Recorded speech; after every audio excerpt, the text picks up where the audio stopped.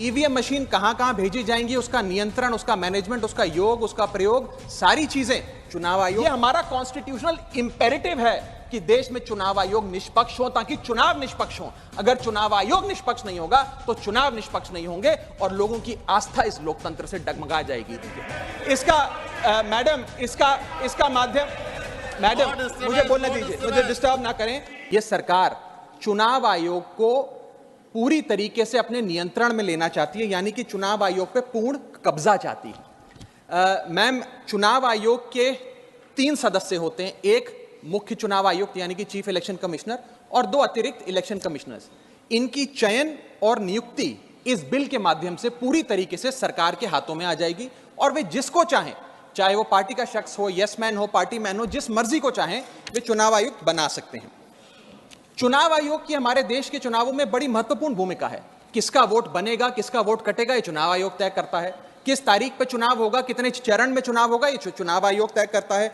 EVM machine कहां कहां भेजी जाएंगी, उसका नियंत्रण, उसका मैनेजमेंट, उसका योग, उसका प्रयोग, सारी चीजें चुनाव आयोग तय करता है। तो इसीलिए चुनाव आयोग एक बड़ी महत्वपूर्ण संस्था है इस देश के फ्री एंड फेयर इलेक्शंस के लिए। Ma'am, I will mince no words. This bill is going to destroy one of the few remaining independent institutions in India, that is the Election Commission, and thereby dislodge free and fair elections from India. ये bill 3 व्यक्ति या संस्था का अपमान है। पहला अपमान है सुप्रीम कोर्ट का। क्यों? क्योंकि सुप्रीम कोर्ट ने इसी साल मार्च 2 को 2 मार्च 2023 को 5 जजों की संवैधानिक पीठ ने सर्वसम्मति से एक फैसला दिया और वो फैसला ये था कि सरकारी हस्तक्षेप, सरकार का कोई भी दखल चुनाव आयोग की नियुक्ति में नहीं होना चाहिए। यह खत्म करने के लिए हम एक समिति का गठन करते हैं। उस समिति के गठन से मुख्य न्यायाधीश को हटाकर एक कैबिनेट मंत्री को डालकर उसका संतुलन बिगाड़ने का काम और सुप्रीम कोर्ट के फैसले को पलटने का काम इस सरकार ने किया, ताकि एक ऐसी व्यवस्था बन जाए जिसमें जो शख्स ये चाहे वही चीफ इलेक्शन कमिश्नर बनेगा।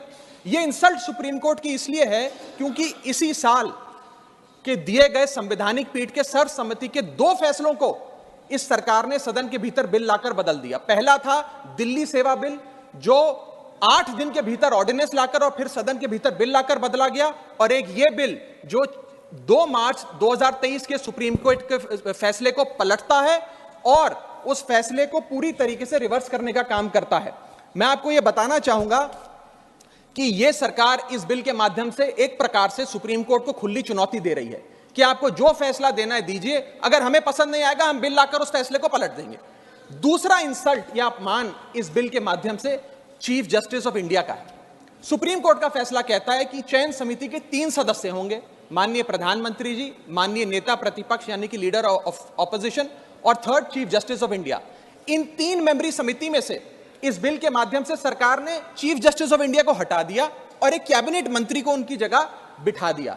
चीफ जस्टिस ऑफ इंडिया से इतना परहेज कि साफ तौर पे उन्हें इस समिति से हटाने के लिए इस बिल को। तीसरी इंसल्ट इस बिल के माध्यम से भाजपा सरकार एक ऐसे शख्स की कर रही है जो व्यक्ति भाजपा का संस्थापक थे, जो व्यक्ति आज भी भाजपा के मार्गदर्शक हैं, जो व्यक्ति भाजपा के भीष्म पितामह के नाम से जाने जाते हैं, वो व्यक्ति जो भारत देश के पूर्व प्रधानमंत्री रहे यानी कि लालकृष्ण आडवाणी जी, पूर्व उप प्रधानमंत्री रहे।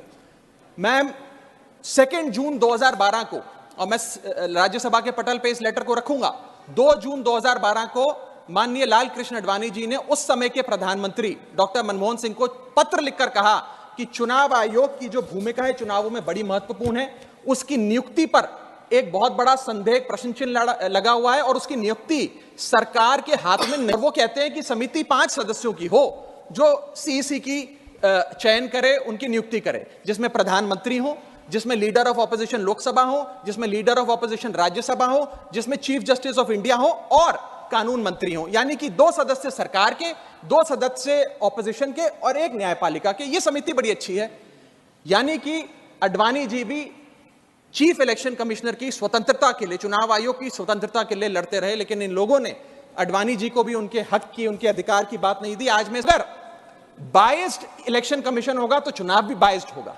अगर गैर निष्पक्ष तरीके से चुनाव आयोग चुना जाएगा तो हिंदुस्तान में चुनाव भी गैर निष्पक्ष तरीके से होंगे। इसीलिए समिति का इन लोगों ने बिगाड़ दिया, जिसके चलते आज इस समिति में सरकार के पास 2 वोट हैं, 2:1 से सारे फैसले मेजॉरिटी से सरकार ले सकती है। इसमें सर्वसम्मति से फैसला नहीं लेना, यूनानिमिटी से फैसला नहीं लेना। सरकार चाहे तो 2:1 से कोई भी फैसला ले सकती है, यानी कि सारा नियंत्रण कौन मुख्य चुनाव आयुक्त होंगे, कौन चुनाव आयुक्त होंगे, ये सरकार के हाथ में आ जाता है। और ये एक ऐसी व्यवस्था बनाता है कि एक पार्टी मैन, एक यस मैन चुनाव आयुक्त बन सकता है। वो दिन भी दूर नहीं कि चाहे भाजपा अगर कल तो संबित पात्रा को चीफ इलेक्शन कमिश्नर बना सकती है मैडम, और 2:1 के रेशियो से संबित पात्रा देश के चीफ इलेक्शन कमिश्नर बन सकते हैं। आप निष्पक्ष चयन ही होना जरूरी नहीं है, निष्पक्ष चयन जनता को नजर आना भी जरूरी है। It must not only be done, it must be seen to be done. ये सुप्रीम कोर्ट बात कहता है। मैं आगे चलता हूं। तीसरा कारण कि क्यों हम इस बिल को अपोज कर रहे हैं वो है कि ये जो प्रपोज्ड सिलेक्शन कमिटी है इसमें कोई चेक्स एंड बैलेंसेस नहीं है। चेक्स एंड बैलेंसेस इसलिए नहीं है क्योंकि सारे फैसले तो सरकार के पक्ष में होंगे, 2 मंत्री सरकार के उसमें बैठे हैं, एलओपी को मात्र फॉर्मेलिटी के लिए इसमें बिठाया गया है, तो एक प्रकार का फिक्स्ड मैच इसमें नजर आता है। अब आप ही सोचिए, 3 मेंबरी समिति है जिसमें माननीय प्रधानमंत्री जी हैं, मान लेते हैं हमारे सदन के लीडर ऑफ ऑपोजिशन मल्लिकार्जुन खड़गे जी उसके सदस्य हैं, और 3rd मेंबर अर्जुन मेघवाल जी कानून मंत्री यहां बैठे हैं वो हैं। अब इनकी बैठक चल रही है, इसमें माननीय प्रधानमंत्री जी कहते हैं कि मैं रमेश नाम के शख्स को चीफ इलेक्शन कमिश्नर बनाना चाहता हूं। खड़गे साहब कहते हैं कि मैं रमेश को नहीं सुरेश को चीफ इलेक्शन कमिश्नर बनाना चाहता हूं।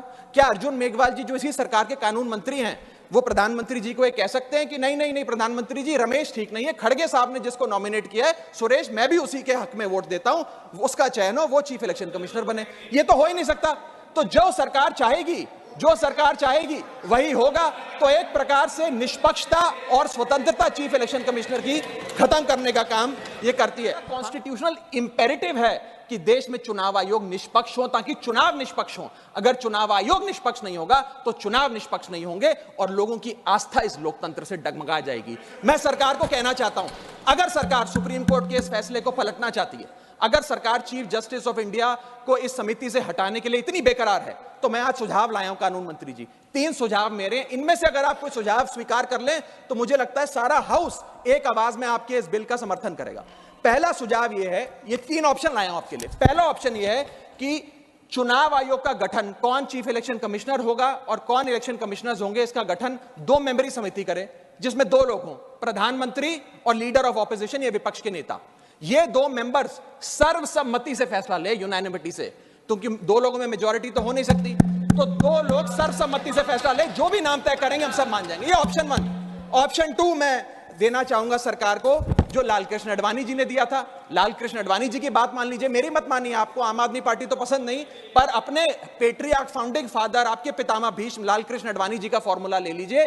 5 मेंबरी समिति, प्रधानमंत्री, कानून मंत्री, leader of opposition in Lok Sabha and Rajya Sabha और चीफ जस्टिस ऑफ इंडिया, ये 5 मेंबरी समिति एक निष्पक्ष चुनाव आयोग का चयन कर लेगी। और तीसरा ऑप्शन, अगर ये दोनों ऑप्शन आपको पसंद नहीं तो मैं आपको वो ऑप्शन बताना चाहूंगा जो कॉन्स्टिट्यूएंट असेंबली में प्रोफेसर शिबन लाल सक्सेना ने दिया था। वो था कि जो भी नाम ये चयन समिति तय करे वो नाम सदन के भीतर लाए जाएं और 2/3 बहुमत लोकसभा और राज्यसभा से नाम पास हो जाए, वो आदमी चीफ इलेक्शन कमिश्नर बन जाए। मैं सकारात्मक बहस कर रहा हूं, मैं ऑप्शन लाया हूं। ये इन 3 ऑप्शंस में से कोई भी ऑप्शन चुन लीजिए, सारे विपक्ष को मनाने की, एकजुट करने की जिम्मेदारी मेरी।